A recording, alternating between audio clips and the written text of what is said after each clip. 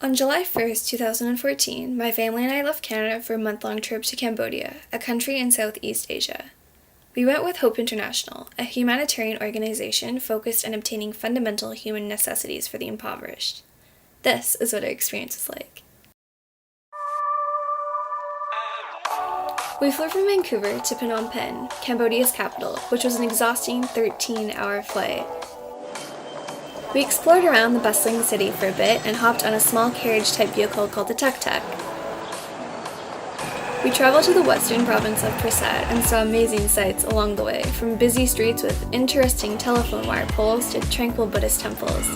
We actually stopped at Wat Twel Vang, one of Prasad's monasteries, which was a fascinating visit.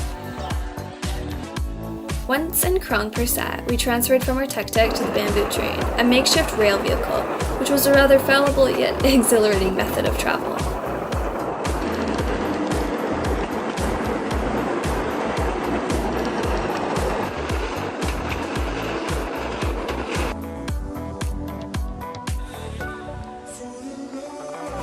We got off the train after about an hour of travel at the entrance to a rural village that Hope International had chosen to help. We met the other members of the volunteer team, as well as some of the families in the community. They graciously showed us their homes and how they lived. They explained how hard it was for them to get by, as finding clean water was impossible, and they couldn't afford substantial food or basic health care. We also got to know the kids' funny personalities despite the language barrier.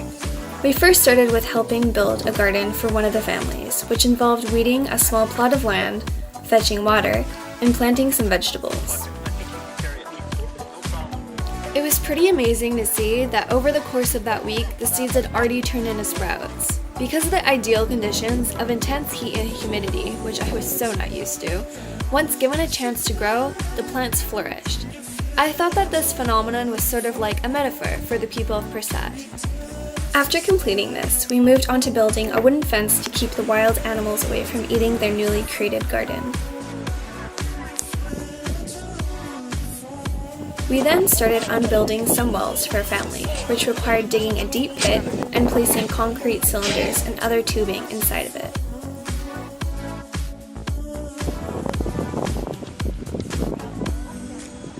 We then created a cement apron to go around the well so that the excess water wouldn't be wasted.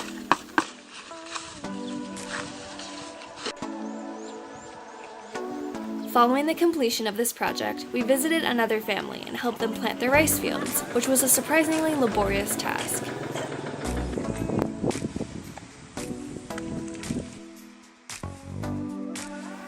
After this, we said our goodbyes and made our way to the Tonle Sap River. We were to travel by a boat and then visit some of the families who had been previously helped by Hope.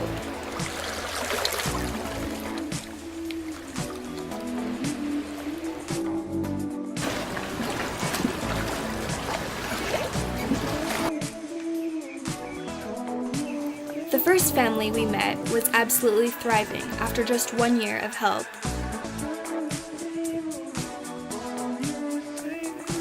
They harvested rice from their paddy fields that Hope had helped them cultivate, and created a business out of selling noodles made from the rice flour.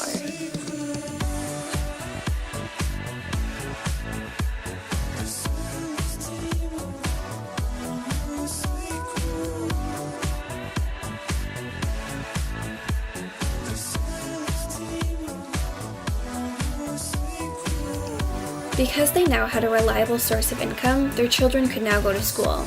We visited their local elementary school, which was full of enthusiastic students who loved learning and understood that their right to education was not something to take for granted.